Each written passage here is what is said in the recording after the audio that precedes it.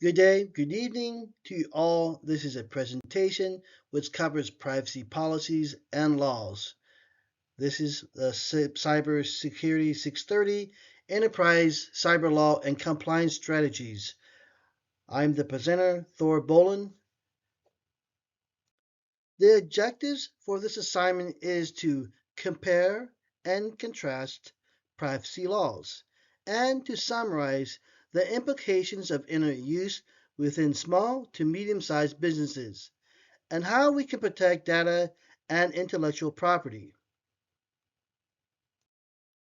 Privacy laws or privacy policies are legal requirements notifying website visitors as to how their personal information will be used.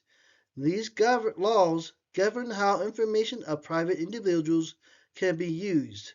Website privacy policy requirements are generally included in information privacy or data protection laws for any given country.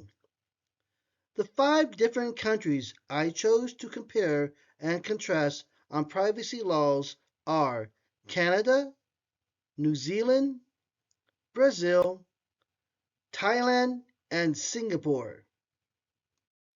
The 1974 Privacy Act covers the Internet, data security, and privacy in the United States and has been the foundation for many other countries to adopt and laws. Why is there such a growing concern over privacy rights? Privacy rights ensure that we as consumers have control over the data we provide to organizations and that we describe how organizations can utilize our personal information. Many countries have privacy laws like the United States, and here are some of the comparisons found. The comparison found in each country focuses on how the consent of data of information is given to organizations, and the contrast is how vastly different the collection and holding of that information. As for example, Canada, New Zealand, Brazil, the comparison is how they collect the data and they must provide consent for this data to hold the information. And the contrast is how government agencies hold on to the personal information and the length of time of that information can be held by organizations. Remember not having to lock your doors in your neighborhood? Those times have changed, and so have our normal daily lives when we utilize the internet. The challenges to small and medium sized businesses vary, and without privacy laws, and many big corporations and organizations will abuse their privileges we give them when we hand them over our information. The internet has become more dangerous, partly because of the organizations are taking care of our information or they're not being held accountable when our personal information has been compromised. Many consumers expect that small and medium sized businesses place a higher emphasis on the protection of our information and to ensure our data is protected. For example, in 2020, Zoom gave data to third parties without the consent of the consumer and without notifying the consumers. While you may think there's nothing going to happen, but many cyber criminals can utilize our information and grant themselves access to certain aspects of Zoom calls, pretending to be that user. Without these types of checks and balances, many organizations aren't abiding by the privacy laws created. This is a real reason why many countries, like the United States, have enacted privacy laws to prevent rogue organizations or countries from violating consumer privacy rights. Implications of internet use within small, medium, and data protection for intellectual property, Part 1. How to protect your intellectual property within your organization.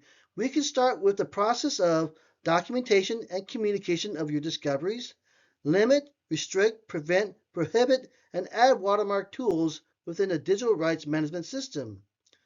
Provide strong non-disclosure agreements and create strong access credentials. Creating policies that protect your SMB is having strong, robust policies that define the rules. The prevention of mitigation steps can prevent cyber criminals from breaching vulnerabilities within your network. Also granting users with the organization by applying the least privilege rule by only providing users access to do their job and nothing more. Lastly, we can incorporate training, auditing, and encouraging open communication to prevent accidents. 28% lack of resources and 27% lack of expertise and understanding are the top two reasons why SMBs are a target, and that is just merely scraping the top of the barrel of why SMBs are a target to cyber criminals. SMB's lack of research on equipment can be a hamstring to most SMBs, and without research and development and still utilizing legacy systems and technologies, could be a huge target for cyber criminals who prey on SMBs that don't protect its assets or make upgrades to their network to prevent security breaches. With the increase of remote work, there lies another red flag or green flag if you're a cyber criminal. Without understanding your internet presence and how to close your vulnerabilities, it can make you a big mark, and that could be a great payday for cyber criminals looking for security holes within your website or VPN servers. The reason for this is most SMBs lack the experience or expertise of what technologies they have and what they can use to defend or mitigate these risks. This concludes my presentation on privacy, policy, and laws. These are my references. If you have any questions, concerns, you can email me at my student email address. Thank you very much for your time and have a great day.